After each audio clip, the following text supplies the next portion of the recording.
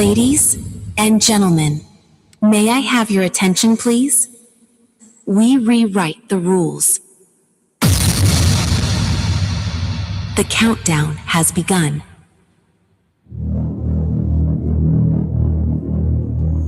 The show starts in 10, 9, 8, 7, 6, 5, 4, 3, 2, 1. Excuse me. Excuse me? What? Yeah. What? What? I'm rewriting the rules. I'm starting from the top and working my way down. You don't want my list. It says over here, hobo. Oh, wait. The reason for What that. the Sam Hill? Let me just start real quick and calling explain me it. a hobo? Yesterday, you and was it Randy were talking on the radio, and he was talking about how the Boy Scouts cook like hamburger potatoes and carrots in tinfoil over an open flame. Yeah. And he said, I don't know what the name of that was, what they called it. It was hobo stew. Hobo My stew? older brother did that, yes, in the Boy Scouts. And yeah, anyway, that's what that was for. But anyway, okay, getting back to the Should we just eliminate this day, Tuesday? We've already determined that, like Arkansas, it serves absolutely no real purpose except to hold some things together. So just be done with it. Get through the non-essential day that it really is. And let's move on to, it's how about we call it almost hump day. Well, can we eliminate Thursday too? So we'll have the start of the week, the middle of the week, and the end of the week. That's Thursday Eve. I mean, that's Friday That's Eve. Friday Eve, right. It's not Thursday. It's Friday Eve. Yeah, I think we should do away with Tuesdays. Tuesday, what purpose does it serve? 4-day work week, everyone. Okay, so 4-day work week. Happy almost hump day. See, that gives y'all something to look forward to, right? Right. I'm Rayford Brown, and I'm going to work on being cordial today. Cordial? Is that a word meaning passive without being aggressive? Okay. Well, maybe that's me. So what's in your corner? My corner. Good morning, everyone. I'm Lee Barrows. It is Tuesday, the Know Nothing day that we need to get rid of. And it's going to be another hot day. Oh, It was hot yesterday. Yeah, it was. It was kind of like on the blistering side yesterday. Yes. At one time, a truck said 100. I know that was the pavement underneath it saying 100, but it was 100 coming up, and on my Jeep, not my truck. And went out to the dump yesterday.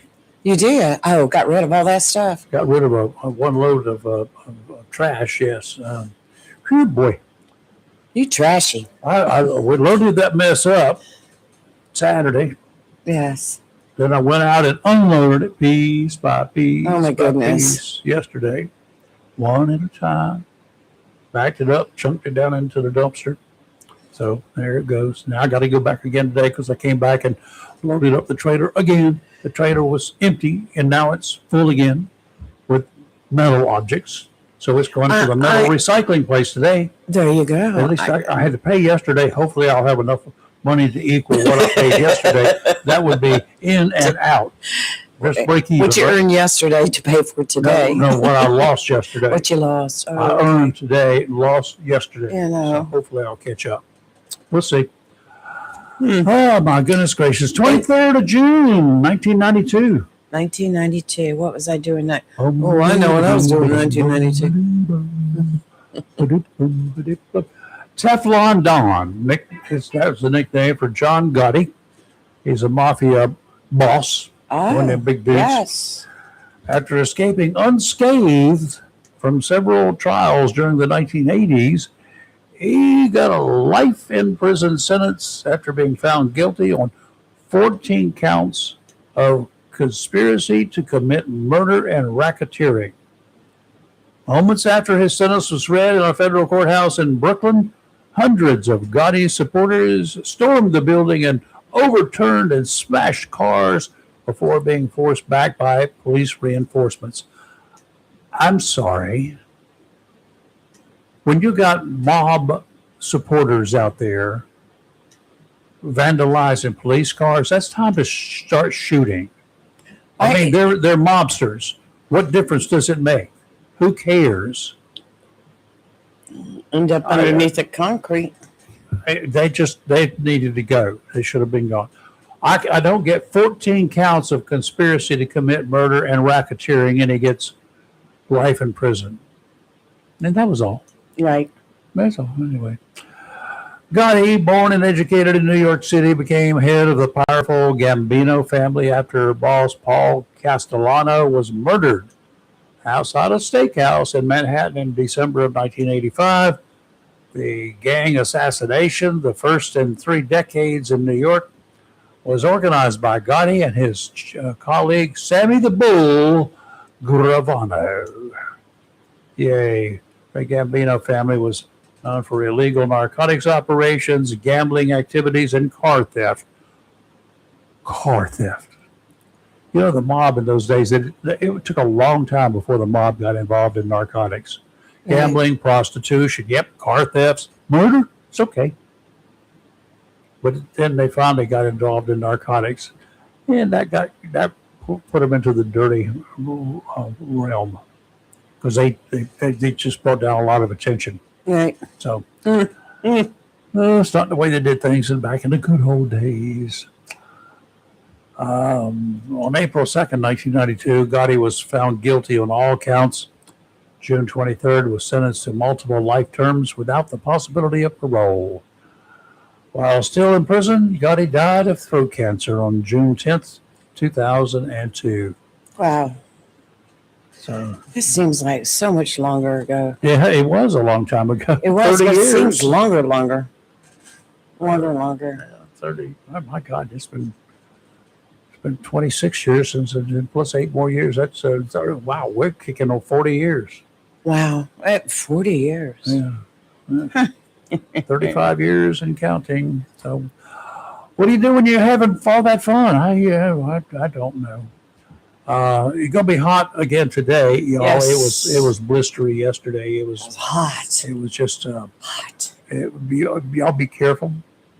I did have a friend of mine, former co-worker, came on over. My front door, right passenger door, the lock has not been working correctly.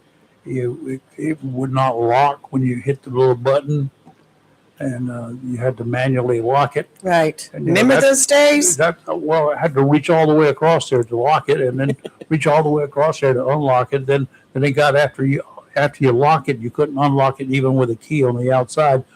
Oh, here was the fun part. You go out and you hit the button on to lock the door. It also activates the alarm. Yes. Okay. Then if you opened any car door with a key, Brings to mind, my neighbor across the street has a big old truck, sits right out in front of his house. 2 or 3 o'clock in the morning, his alarm goes off on his truck. And there's nobody around it. He's got some kind of issue. 2, 3 times a night, sometimes middle of the night, that thing will go off, and I'm like, what in the world? I get up to make sure it's not mine. just go knock on his door real loud. Oh, they're good neighbors. But I'm like, poor guy. Could you imagine your alarm just going off by itself? Yeah, well, this one would go off, and because I'd open the door for Bobby to get in, Yes. and when I did, and I didn't before, I would, if I hadn't clicked that alarm thing off, Right. and but I had to use the key still to get in. But then he got to the point he would not unlock it, so I had ordered a part about 3 months ago. It came in and right away, and I've been waiting, and I talked to my buddy, and he came over yesterday. So because I couldn't unlock the car from the outside anymore, I had to go get in the car, unlock it, then run around and open the door for her. Well, speaking of locking your vehicles, got a special message from the sheriff last night. Lock your cars. He said, please lock your cars. He said they have had a rash of thefts from people leaving their cars unlocked. He said what'll happen is you'll get a couple people come up in a car, and one will get out while the car goes down a little bit, and he'll walk along, will walk along and check car doors. So it's more than one out there. But he said you would not believe what people are leaving in their vehicles years ago, when I first started this show, I had a partner in crime, Bill Hitchcock. Bill was from Carteret County, Moorhead. Did you call him Wild Bill? Wild Bill Hitchcock. And Bill. he came in one morning and he had an article. And he said they had like 37 car burglaries, breaking and enterings, he called them. And I let him get through with all that information, I think in Newport area, 37 of them in over one weekend. And I said, Bill, have you read the whole article? He said, no. I said, keep reading. Let me know how many of those cars were not locked. He got through it. He says, wow, none of them were locked. Well, I said, they don't want to go into a car that's locked. You got to break something. You leave evidence behind when you do that, or you set off an alarm, and that increases your chances of getting caught. right. But you rather run right down the road and just get all the cars you can without being detected. Well, I caught a guy one night. It was midnight. Ooh. For some reason, and this is a couple of years ago, sometimes you get that feeling. I got up and I peeked out the blind, and he had just left my truck, was walking right in front of my windows, heading for the neighbors. So I called the neighbors. He didn't get injured. No, because Okay. I do keep it locked. But let me tell you, there was one night just not long ago. It was around 8:30. I went outside to take the trash or something. I forget. Well, I checked my truck door and it was unlocked. I I've had done that. actually forgot to lock it, but I've done that. I too. make a habit of hitting the lock as soon as I get out. And I forgot. I try to hit my lock and then I get out, and when the door closes, I hit the horn. Don't lock again. Right, The horn goes off. right. I can now. I know it's. And usually every evening while I'm sitting there, it's early evening, getting dark, I'll pick up my keys and I'll hit the button twice just to hear the horn to make sure it's locked. But the sheriff said there has been a huge rash of vehicle break-ins lately around the county. He said, please lock your vehicles. Was it happening Please, overnight please. or during the daylight hours? I took it at night. Hopefully, I'll know today. Hopefully, we'll have him in here in the next day or two. Good. And we can talk to him about that. But he did say last night at the meeting that I was at that please lock your vehicles. It's always been a problem, and back in the day before you had before you could have a key fob to unlock the doors and everything, people went to the beaches around here. Yes. And they did not have, any designated parking spaces. They pulled alongside, or those places that they had made impromptu places. And cars would be broken into by the dozens, and you'd be surprised at the cameras and things that were stolen. People wouldn't take them out of the beach. Right. Well, Rayford, do you remember back in the day? I remember my mama, she used to leave the car windows down, the car unlocked. There was never anything in it overnight. I mean, people didn't bother things back then. Nowadays, they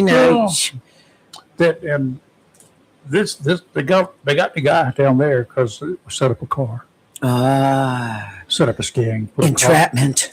No, I love it. they did something that's not entrapment. If they did something that they would have done, whether you did it or not. They trapped them. They got them good. I'm saying, let's go for it. Entrapment's okay. Trapping is okay. Entrapment is something you convince somebody to do something they would not normally do. Yeah, like go into somebody's car. No, this is You people that left were- it wide open. You left the goods there. Well, they didn't leave it. They did leave it one window down or something, so they could get in. Yeah. So Even leaving the windows down an inch or two, people that's easy. that, And used to back be in able those days, it was the coat hanger with the and then they got the fancy locks on them Oh God, where are my keys? that slip that they weren't you couldn't get underneath the lip. Right. So all they do is take a little bit of duct tape and wrap it around and stick down there over on a coat hanger. So there are ways. There are ways. Right. So Well, you talk about theft. I sent you this story yesterday. I don't know if you got it about the camellias. I've got that story coming up, so stand by. Okay, good, because I laughed myself silly over that. But you've got the story I good. got that coming up. You got to tell it. I got that coming up. Yeah, that's coming up. Camellias. Yes. Okay, let's see here. We'll start it up. The crime was more than horrific and disgusting. The punishment is harsh by today's standards, but justified in every way. And if the sentence could be longer, I would be smiling. This is the other story. 41-year-old David Leonard Mays. He's due to spend the next 30 years behind bars for raping a disabled 9-year-old nonverbal child. He was found guilty in March in a trial aboard Camp Lejeune. He was sentenced this week. In comments to the court, U.S. Attorney Ellis Boyle did not hold back. Good. I could not say this better, so I'm going to read his words verbatim. Yes. This monster preyed on the most vulnerable 9-year-old imaginable. He exploited his relationship with her mother to violate her in disgustingly inhuman ways. Rather than man up and admit his heinous crime, he brought further trauma to the family by forcing them to recount what he did in public at trial. We will always fight to protect the heroes aboard Camp Lejeune and their mothers, daughters, sisters, and wives by stomping out spiders like this.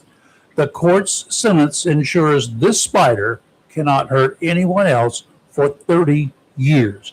I think I have found a real man among the lollipops that we the people that put up with him way too long, too many years, in too many parts of our judicial system of justice these days. They just make a deal. Too many of them just make a deal. This deal was made for 30 years. It's not enough, but he's 41. Even in the federal courts, if he does 85%, he's done. And when he shows up, hopefully it will have it stenciled on his uniform of the day what he did. Sick. He's way beyond sick. He deserves 30 years. He should get more. Hopefully he will be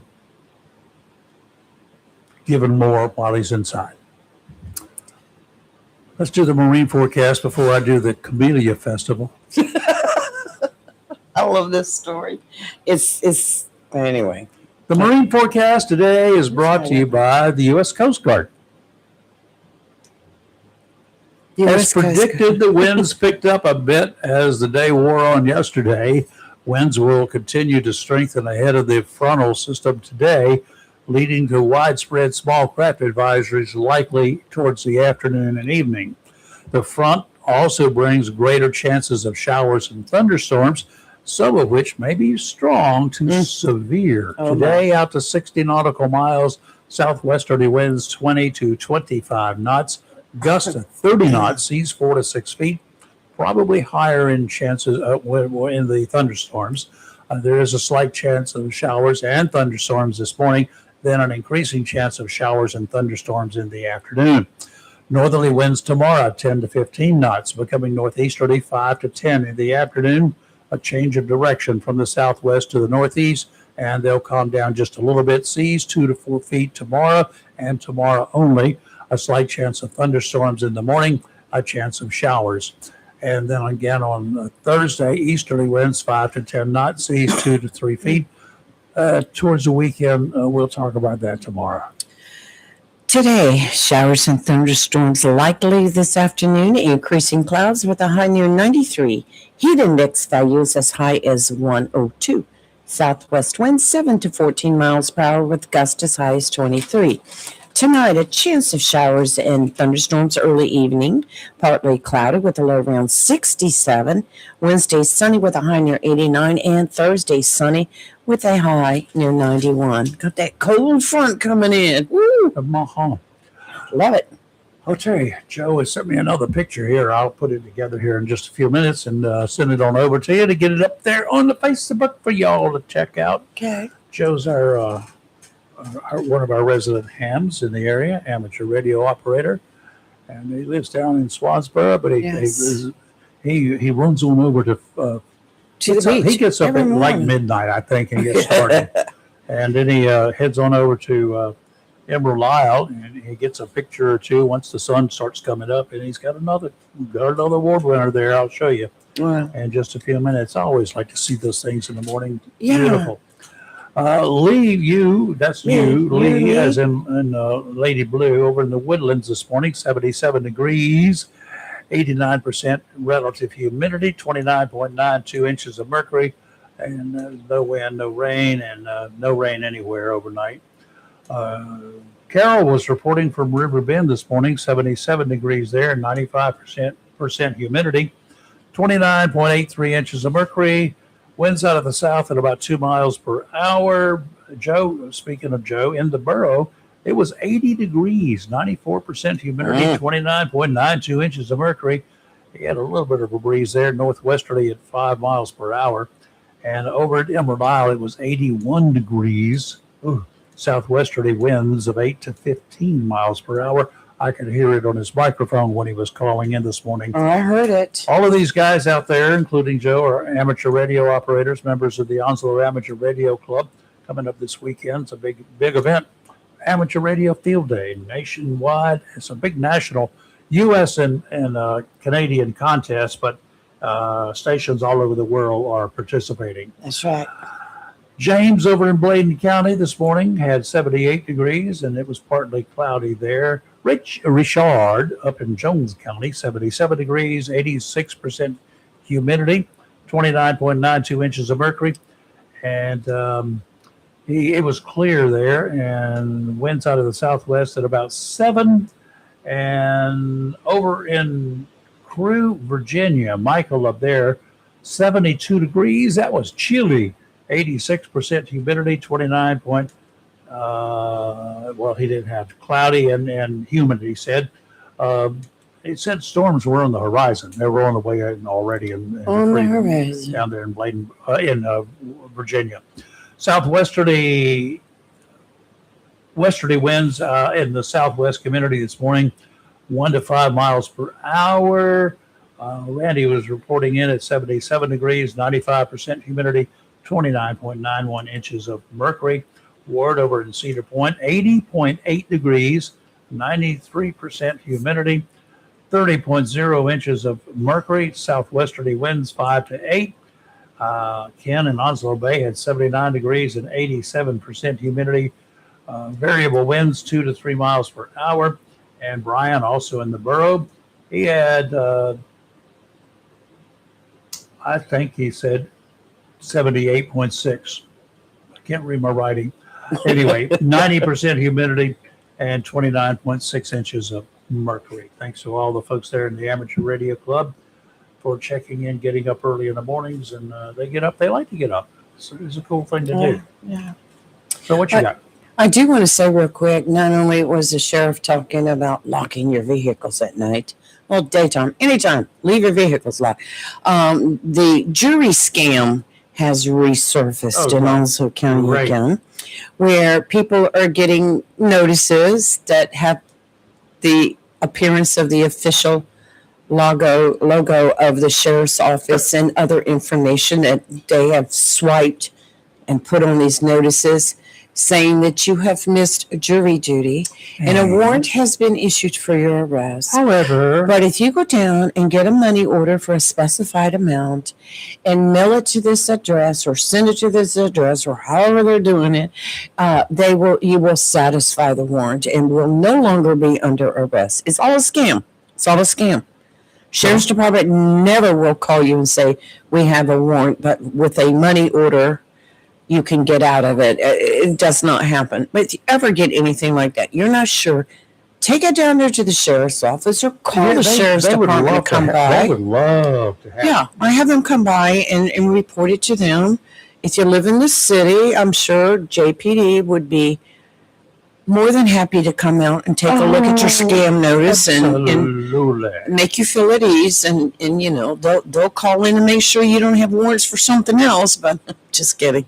But yeah, it's resurfaced again. So between the scams for jury duty and the vehicle break-ins, you have been warned. Yeah, don't fall for the garbage. Okay, Because continuous scams. We call them scampsters. How's that? Scamsters. I like that one. Yeah, I like that too. There's scampsters all over the place out there. So just don't fall for it. They're a bunch of crooks. Right. And if you want to be really mean, Mm-hmm. don't do it. But I will do it for you. If you get one of those, love to do it. send it to us, or bring it by the studio, Maybe or send it, or call me. I'll come get it. I'd like to see it. We'd like to post it. I would just like to have them come here to the house. And you were talking about Joe DeFabio. Every morning he sends us a picture from MRL. If anybody has any sunrise pictures, you take them, send them to us. I'll post them. Yep. With your name. With your name. Send them Yeah, over. send them on over. We'll enjoy post having them. Yeah, you can send it through Messenger or just send a message and ask me for my phone number or my email, and I'll give it to you. And I don't do scams, though. No scams. No scams. Yeah, that's not going to happen. I got scamsters out there now. How can we get her? How can we get her? Good luck. You may have a little bit of problems. Well, while you're doing that, I came across, I'm not going to talk about the camellias. I'm going to let you do that. I came across a story right here in North Carolina. I was like, whoa, this was on June 17th in Whiteville. Oh, really? Officers pulled over a 62-year-old driver for a turn signal violation. See, it's those turn signal violations that get you every time. Suspicions were aroused when officers found 2.4 grams of meth in the vehicle. That would do it. That gives them probable cause to search. But look what they found. Detectives obtained and executed a search warrant for his residence. During the execution of the search warrant, investigators located and seized an additional amount of meth, mushrooms, the psychedelic type, marijuana, and this is what got me, and approximately 18 gallons of non-tax paid spirituous Moonshine. liquid. In other words, moonshine. I didn't know people still did that anymore. Oh, yeah. I thought they did it for fun, but I didn't know they did it for profit. Details on where and how the liquor was manufactured have not been released yet, but maps show a large structure is located in the trees behind the suspect's house. Behind his house? Yeah, behind his house. Yeah. Would you live in the sticks? Must have been, but let me tell you what. Moonshine. People still making it? Yeah. That's how NASCAR started. Yes, it is. But, I mean, of course he had drugs, and I'm like, dummy. All that because he didn't use a turn signal. So if you're riding dirty, I suggest you use your turn signals. Riding dirty. Riding dirty, yeah. Riding dirty is like you've got... You mean not taking a shower? No, I mean like having illegal substances in your vehicle. That's riding dirty. Is that what they call it? Yeah, riding dirty. Mm-hmm. No, I didn't do that. So use your turn signal.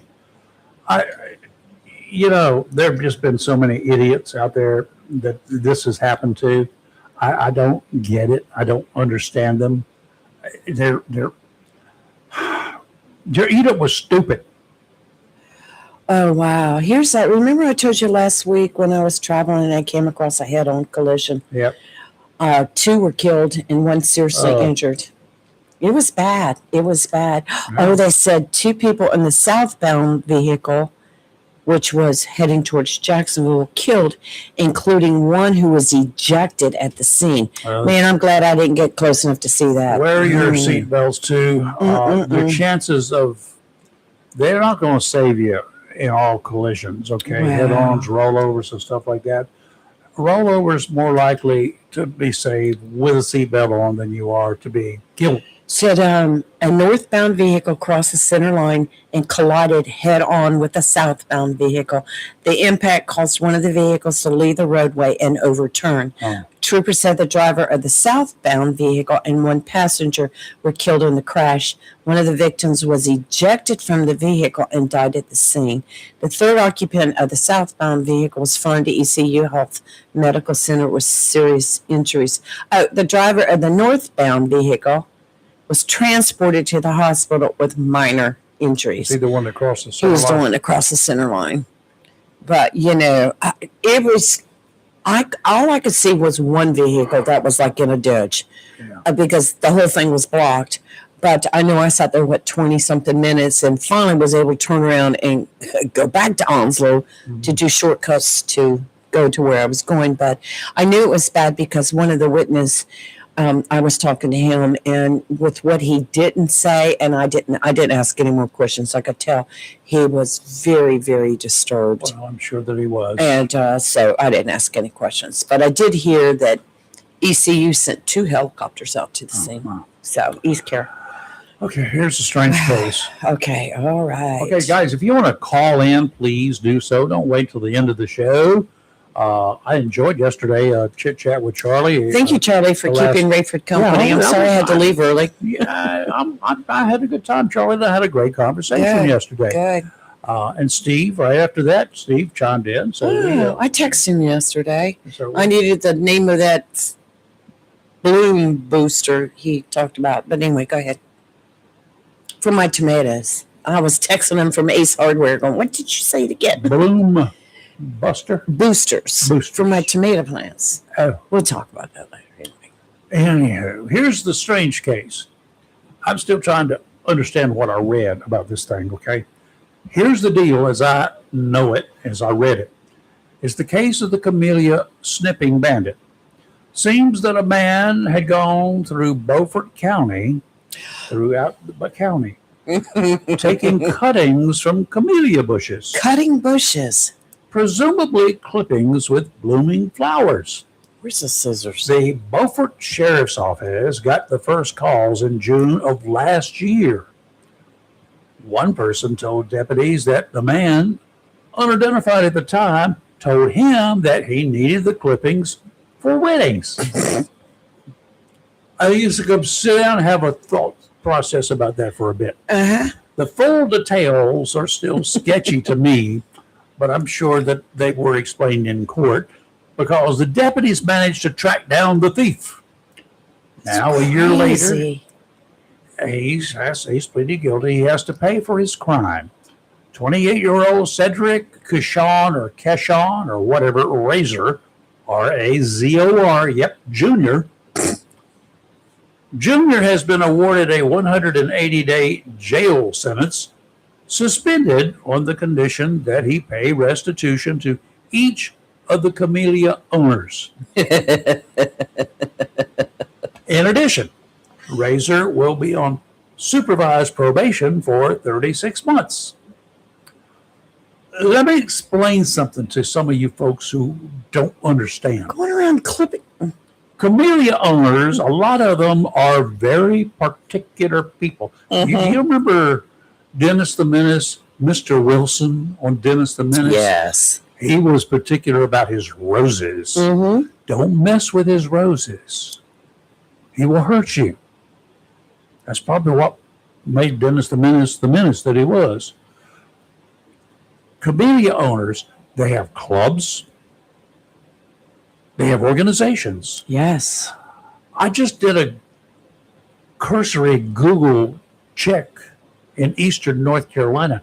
Do you know the number of camellia clubs that there are? Holy moly. There's little dots of these different cities all over eastern North Carolina, all the way down into Georgia and South Carolina. Camellia people Cutting are, my camellia bush. you could be strung up. I read that story yesterday and I was like, what? Going around sneaking into people's yards and cutting their camellias for weddings? Do you reckon he was some kind of wedding planner or something? I'm guessing that, but it doesn't matter what he was, what he could have been. The camellia thief. I was like, What he could have been could have been a disaster. no, he wasn't. It could have been a real He major wasn't- problem. Making spirituous liquids at home, moonshine or growing marijuana. Nope. He was going around cutting camellia bushes. Yep. Been doing that for over a year. Yep. Is that not the craziest thing you've ever heard? Probably not, but I can't think of anything much crazier right now. It's like needing grass for the yard, so you just go to each neighbor's house and dig up a square. Oh, that has take it happened. home. Stealing grass? Yes, you better believe it. People put down fresh sod, Right. and they come back the next morning, their sod's gone. No way. Oh, yes, way. No way. That and also people I've been who grassed. that and also people who go around and when contractors go through and electricians, Right. they go through and they pull what they do a wire house, right? Right. They don't put everything in. They put the wires in. Right. They call it roughing in. Right. You just drill the holes, run the wires, put the boxes in, but there's no plugs and stuff. You save all of that for the next trip. Correct. After the electricians go through and string out all this copper wire, there are people Go in behind him and strip and it. pull the wires out. Oh, man. Oh, yes. It used to be a big thing around here, stealing copper wire. I'm sorry. You know how they got caught on many occasions? Because they couldn't sell the copper wire with all the insulation on it. The companies that were buying copper wanted bare copper, number one. Right. But they also got suspicious when new copper wire came in that they called the sheriff quite often. So what they were doing is, the way you find it is they would build them a fire out back of their house. And they put all that wire in the fire. Burn the rubber And off of it. burn the insulation off it. of it, and set up a smoke plume that was stinky. People got caught because they were the popo were led to their homes by the odors coming from their houses, from their backyards. So it started with camellia It bushes. started with camellia bushes. Oh my God, that was just, I mean, he did wrong. Yeah, he deserved. absolutely wrong. But stealing, cutting flowers off of people's bushes, gotta be a and doing crime. it for over a year. Well, I don't know how long he got caught, but he just got jail time. He just got a court date. So That was I don't know how long crazy. it went on, but they Right. they caught him. That was up in Beaufort County, up Yeah, around but rural Washington. yeah, Now you're talking about the prim and proper little ladies from the South. They're having tea. the Red Hat They Society, they have tea. the tea, in yeah. the camellia Yeah. garden. And you've got your little vases on every table with a nice vases on the table with a nice little clipping from this camellia bush and carnations. and carnations. Oh yes, They had the little bouquets or whatever you call them. those ladies were mad, weren't they?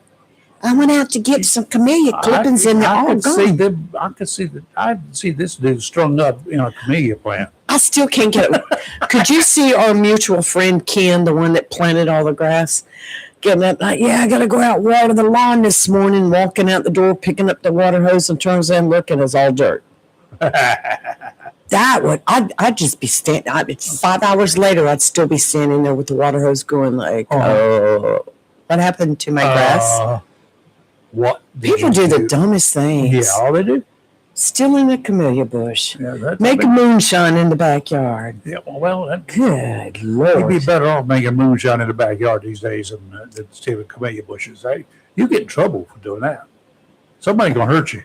Well, anybody needs some azalea bush clippings, please come to my house. I'll give you all you want. Just bring something you can cut the stuff up with. It has been so dry that I have both those azalea bushes planted on both sides of my house. One side, perfect.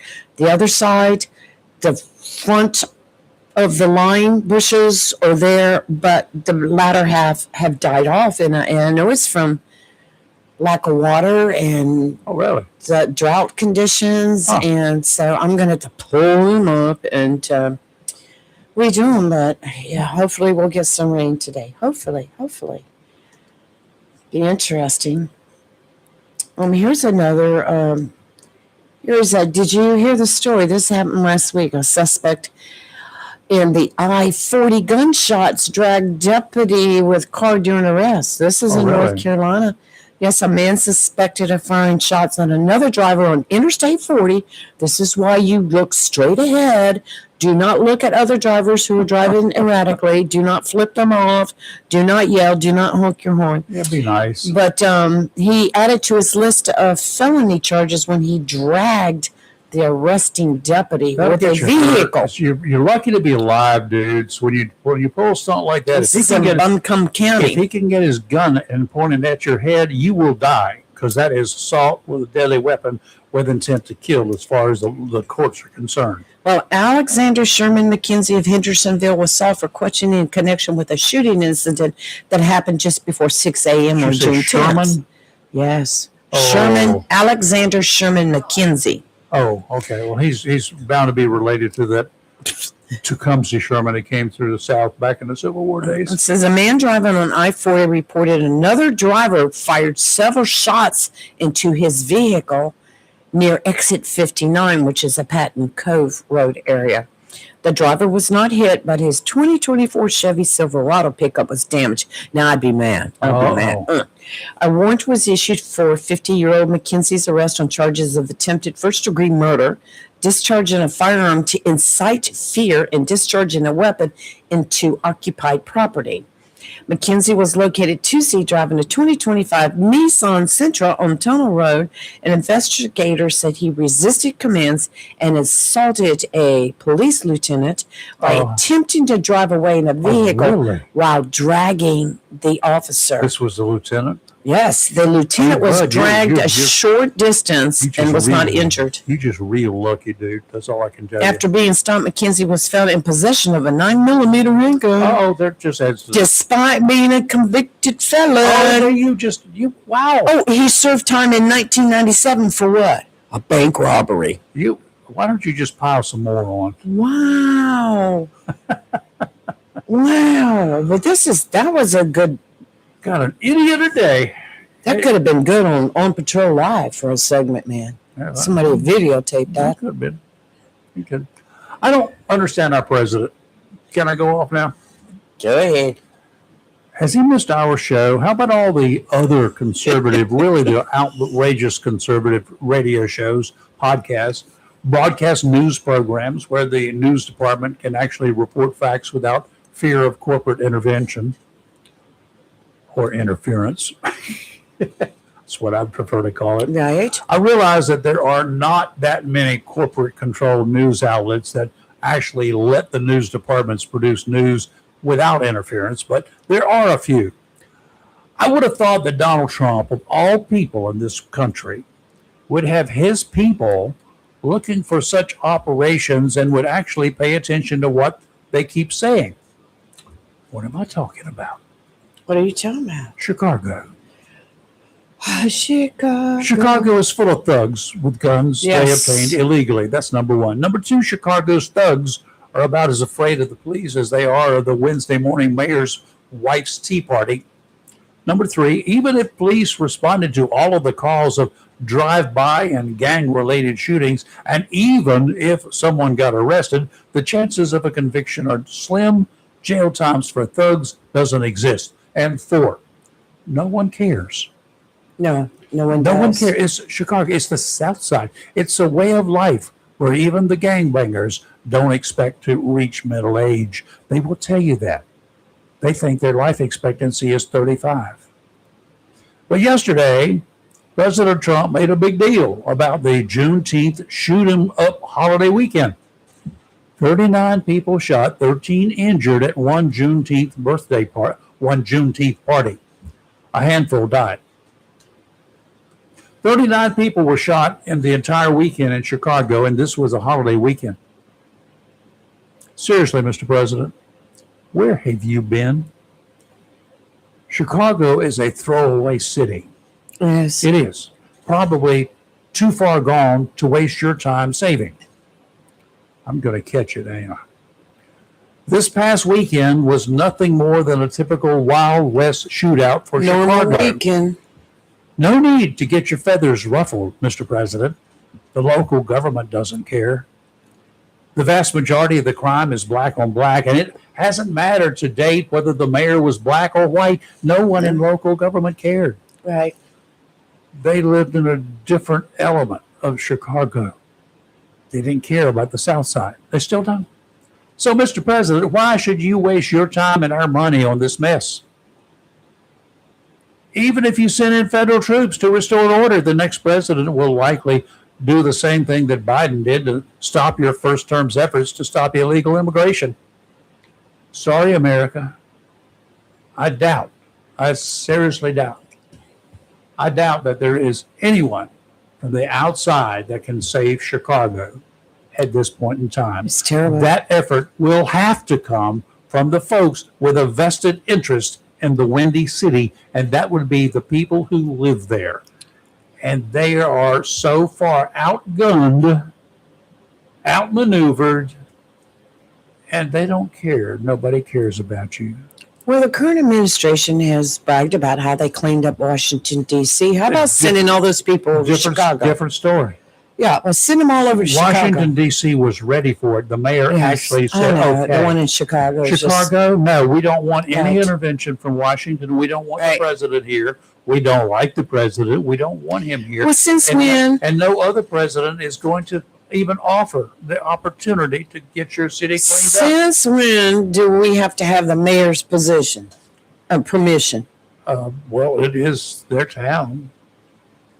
I'd be like, we're coming in, And we're then cleaning when they up. start resisting, it's going to be like all the resistance that the president and the ICE have seen when federal agents went into areas where they weren't welcome. Well, Look at all the resistance there. Is it worth it? I heard that this past weekend was like 40 shot. How many were killed? Did it say in your story? I don't remember. 39 shot. 39 people were there shot. You go. 39. Yep. Shot. I wonder. 13 of those were at one Juneteenth party. See, that's what worries me about big crowds these days. It only takes one nutcase to come in and. Well, they don't have one nutcase. They go in packs. They travel in Chicago, packs. sure. Chicago. Gangs. Yeah, it's gangs. Wow. It's packs of gangs.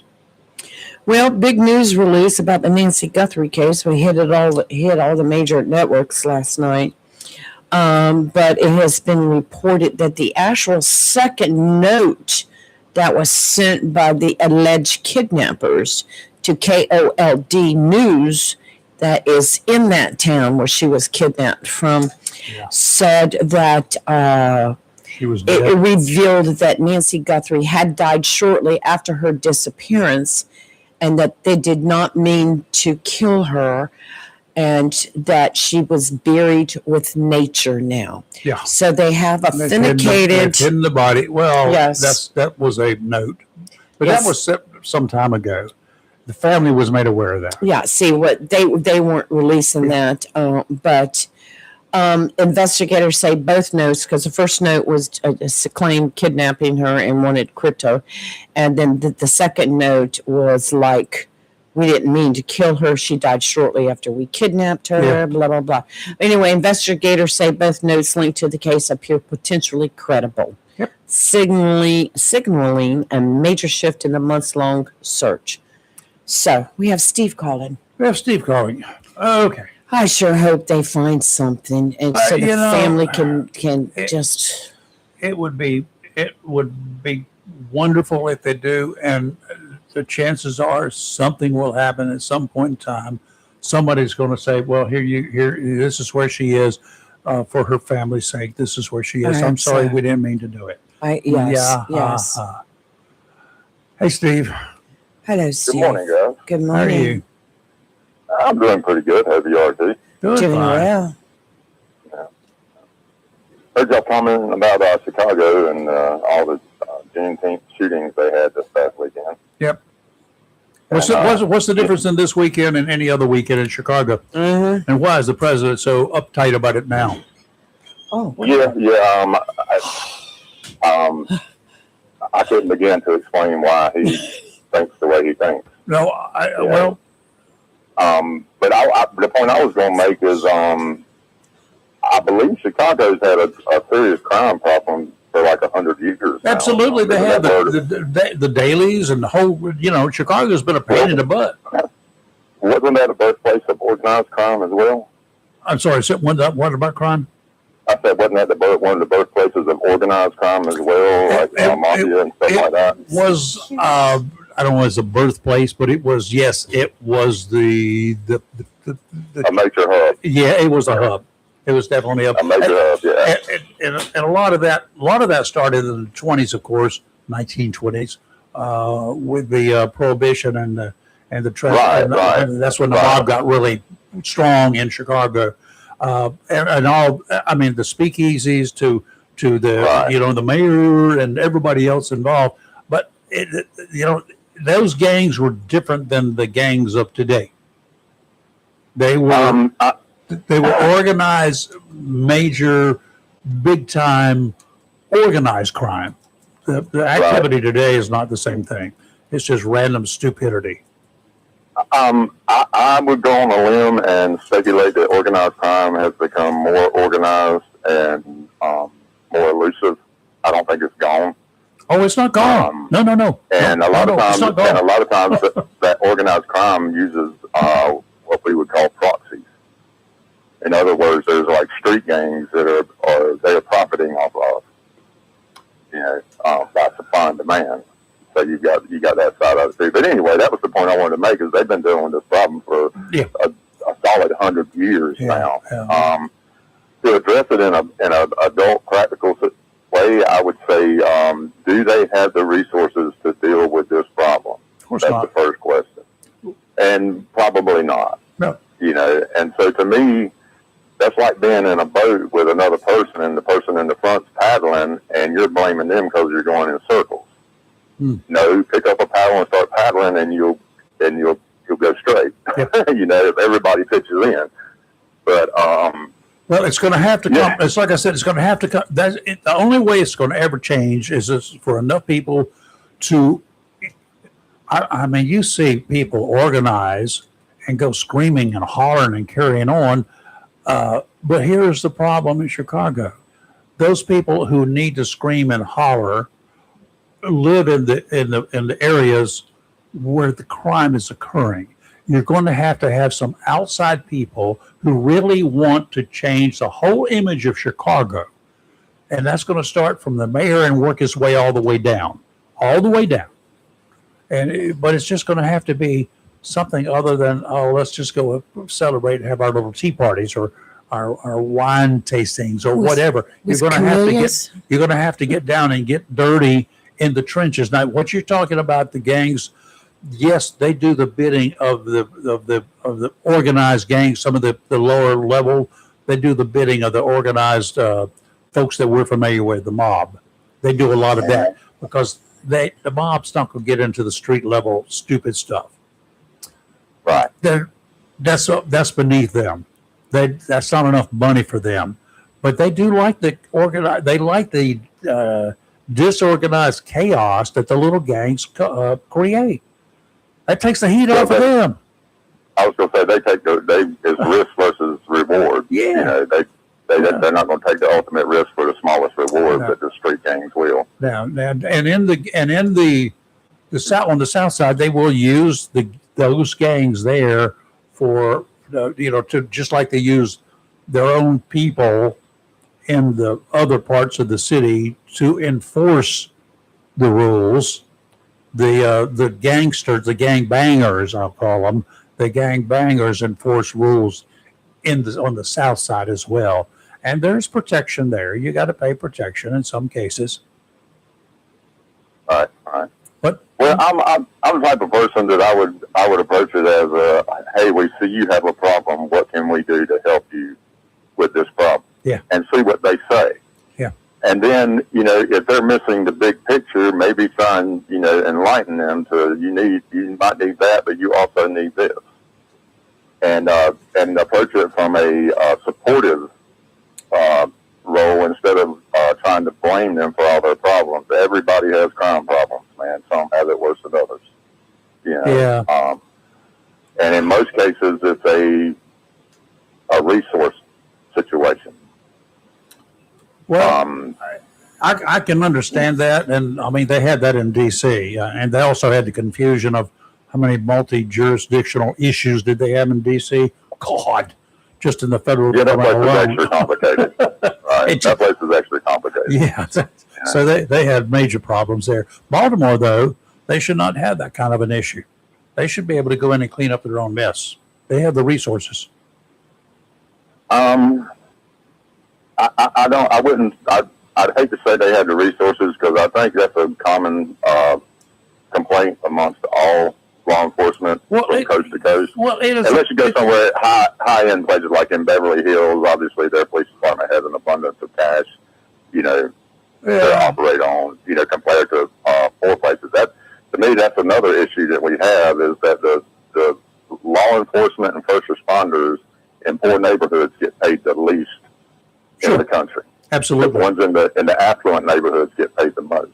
Yeah. So the police officers who encounter the least amount of criminals get paid the most money, and the ones who encounter the most criminals get paid the least amount of money. Yeah. To me, that's a problem waiting to happen. Yep.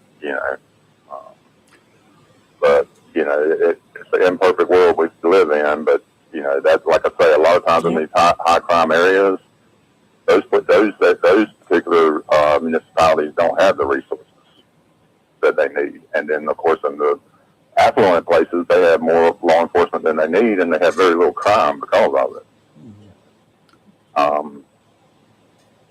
I don't know. It seems like people want to get defensive over it instead of trying to work together to solve the problem. I'm sure the people in Chicago, the law-abiding citizens, don't want all that crime. They don't. They want their neighborhoods to be safe for their children to grow up in. They don't want the stigma either. Most of them would probably accept more resources in their neighborhood. We all know that has been proven to reduce crime. Increased police presence reduces crime. The problems with a larger police presence, it's going to be outsiders coming in. They're not going to hire, because if they hire, then they have to keep them. They have to find a way to fund them forever and ever and ever. And so many the mayor and the local government, they're not going to welcome with open arms outside people coming in to enforce the laws. That would be a problem in Jacksonville even. Right. I think increasing the compensation might withdraw from the local community, draw from good people. That's really kind of the hurdle I think most law enforcement has to get over, is that they really don't have good starting pay to draw good people. They still get good people, but it's because the people want to do the job, not because it's a profitable career. Well, I don't know. I'm like most people. I hate seeing a sports player get $20 million for teachers and first responders. Hey, here's an idea. Maybe all these sports guys and all the entertainers out there, maybe they're the ones who should be paying for all those extra big bucks that they're making for the activities like that. Maybe a certain percentage of that should go to law enforcement nationwide. Yeah, I was going to say, I imagine in the neighborhoods they live in that there's adequate law enforcement that just compensated adequately. But, well, there might be, but I guarantee you they don't do anything for the neighborhoods they came from. There will be exceptions, I'm sure. But do you think that they're going to go back in some of the neighborhoods they came from? Oh no, they're out. They're not going to. They won't stoop to that level. They might get their mama out. Yeah. There's quite a few of them that give back to the community, but it's not highlighted as much as you think it should be. Nope. People don't care much about good news. That's been the human condition for as long as we've been walking this planet. Yep. Okay. Bad news spreads a lot faster. It's easier. It's easier to sell. Yeah.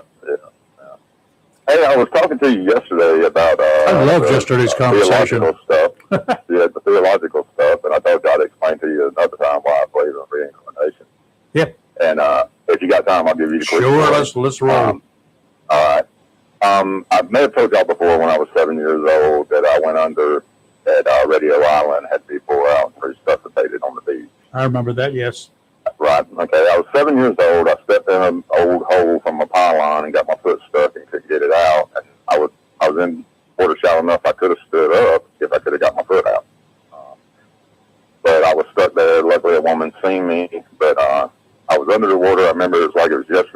I was holding my breath as long as I could.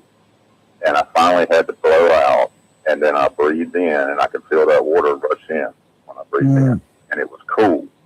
It felt cool to me. It didn't burn or anything. Right.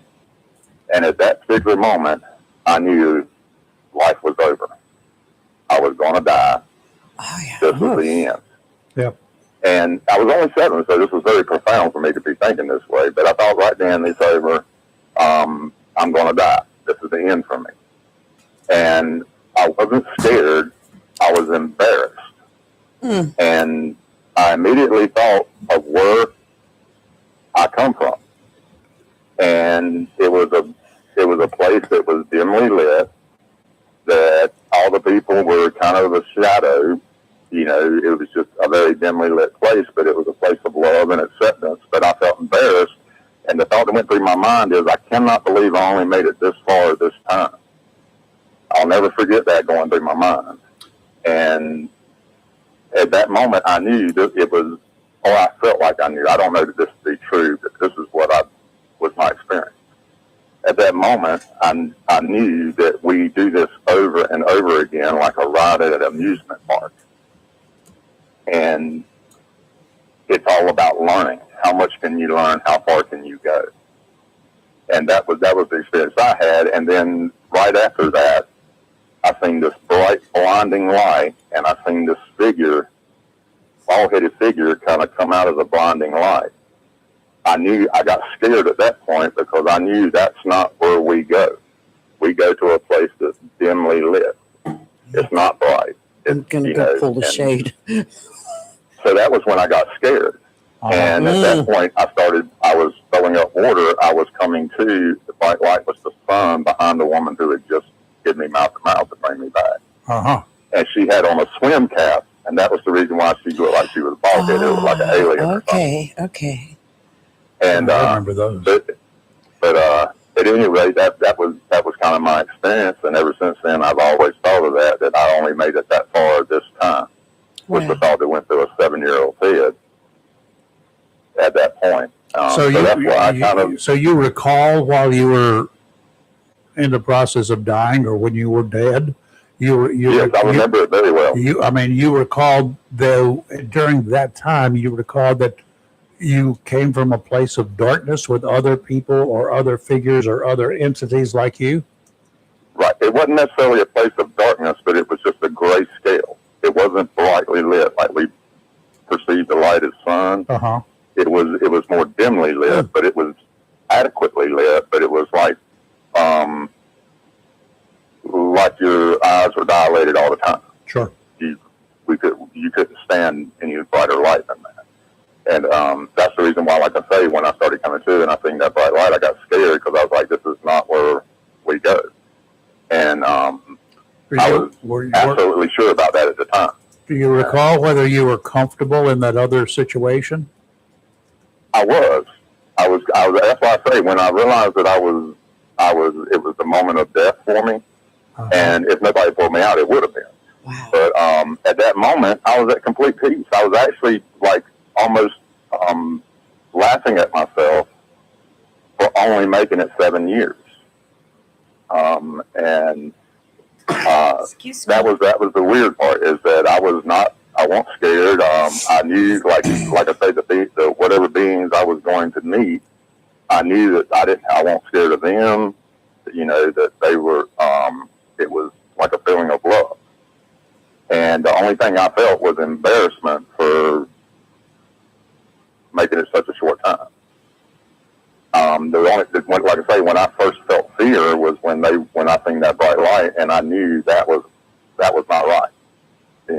I was like, this ain't right. It ain't supposed to be this bright, and was confused over where I was at that point. But it was an interesting experience for me. I can still remember it just like it was yesterday. I remember taking the first breath of water. I remember it being cool. I breathed that breath of water out, and then when I breathed the second breath in, that's when the curtains slowly closed in front of me. The darkness from each side came, and then I don't remember being pulled out. At that time, I was still thinking, because I was thinking about where I was going, my group, I don't know if you call my family or whatever, but my group of people that I was going back to, or beings that I was going back to, and the embarrassment I felt for failing so soon. It was a weird experience at 7 years old. Yeah. But that's the reason why I say I kind of believe in reincarnation, because at my moment, my near-death experience, that was the reality in my mind. So I don't know that it's true, but in my mind it was. So in the during that time, you were if you had not been revived, your feeling is that you would have been reincarnated as another entity. My actual feeling was that I was going to go back to that group and wait for my turn again. Okay. I don't know that to be true, but that's what I was. It was just like I was at an amusement park, and I jumped on, and I fell off the ride before it even started, and I had to get in the back of the line again. You know, it was that kind of embarrassment type thing, you know, where you just felt silly, you know, you didn't even get out the gate before you had to go to the back of the line again and wait your turn. And that's kind of what I felt at that point. Like I say, I always look back at it, especially as an adult now, to think of a 7-year-old thinking that way is, you know, back then I didn't think as much of it. But now as an adult, I look back on that and it seems very profound. That at that age, I was, you know, had that type of thought pattern. It would be interesting if there are other people who have had similar experiences, near-death experiences. A lot of people have had near-death or been revived, and you know the common thing is they have this you know, a big bright light at that point in time. But it may be like you. It could have been the sun. It could have been their eyes were totally dilated, because you know that does happen, and then. They're not dead, but they are dead, but they're not completely brain dead. And then, well, as soon as you lose consciousness, your eyes dilate, I believe. Right? Correct. Yeah. And then as soon as they come back, if they come back like that, everything's going to be very bright. If they're in a bright area or any kind of an area, but everything would be very bright, because until your eyes would close down again, iris down they call it. But I don't know if that's what was happening, but you were looking at the sun, had a bald head, and assumed that was the part that was kind of profound to me. Is that 7 years old, I'd already heard, you know, I'd been to church, and I'd heard, you know, I'd been exposed to religion and stuff like that. But at that moment, none of that was part of the narrative. You know, like I knew at that moment that it wasn't no bright light. You know, they want no bright light. The bright light scared me because it was not supposed to be there. So that's why I've heard a lot of other people on TV or, you know, whatever, talk about near-death experiences with family members and bright lights and, you know, a tunnel and stuff like that. That wasn't my experience at all. Yeah, mine was completely different than that. And so I don't know if it's just the way the brain, you know, processes stuff. But, there's that. There's all those studies going on, and you know, I'm always fascinated to hear what other people say and what some of the things that I've heard them talk about. I've been around some folks who have had near-death experiences a few times, but it's interesting. I can't draw any conclusions. Well, and that's what I say. It's, you know, it was just my experience. I believe it kind of to be true. Sure. I want it. You know, my adult mind wants to be like, oh, it was just, you know, synapses firing as your brain was, you know, shutting down or whatever. That's but crazy. It didn't follow anything I had been exposed to prior to that. The story was completely different than, you know, any religious thing I'd heard or, you know. Like I knew about angels from religion, but then when I seen that lady with no hair and the bright blinding light behind her, I was like, "That's not." Didn't fit the narrative, right? Wow. Yeah, it fit the narrative, but I knew that was wrong, and so that was a weird, you know, realization for me at that time. I was like, you know, I knew that at that moment, what we thought of as angels and everything was just a fantasy. And I don't know that to be true now. I'm just, you know, but at that moment, I was like, all that angel stuff is a bunch of hokum. This is, the reality is that we're sent here to learn, and we don't. At that time, my understanding was that we don't always come back as a human. That was something special. Well, that's one of the things they say. You don't know what you're going to come back as, but like what would you like to come back as? And well, a dog or whatever. People, all sorts of people want to come back as something. Right. That was kind of the weird thing, is I felt embarrassed because I got to come back as a human, and I made it such a short time. Yeah. Yeah. I was even now I laugh thinking about how embarrassed I felt about that. Do you have any feelings about what before this near death or actual death, but you got revived? Do you have any feelings about what you were before? No, I didn't. Okay. I didn't. I just I was more, I guess, in tune with where I was going at that point, and where that was. Sometimes I wonder if it was because I was so young that maybe I was, susceptible closer to the, more open to, I don't know. It just, like I say, I still look back on it weird because it's a completely different narrative than everything we really have heard so many people talk about. Well, or even religion. Have you talked with other people? Do you know anybody else who's been through the same thing? I don't. I have watched some stuff on YouTube and different people. I've come across one or two other people that have had the similar experience with the dimly lit and the like small people. Always questionable about what you're still there. But I'm cautious because But just to find out there is a couple of people out there that have a similar story. That was interesting. Well, I'll tell you what. If there's anybody out there listening who's had a similar story, either today or tomorrow or whatever, give us a call. We'd like to talk to you about it. We don't need to know your name. We're not cheers. But if you, it might be interesting. And Steve, I'm sure would love to hear it. Yeah. And like I say, I don't claim any of this stuff to be true or factual. It's true to you, so it's true. I felt in the moment. And it felt real to me. Yeah. Well, that's all you can say.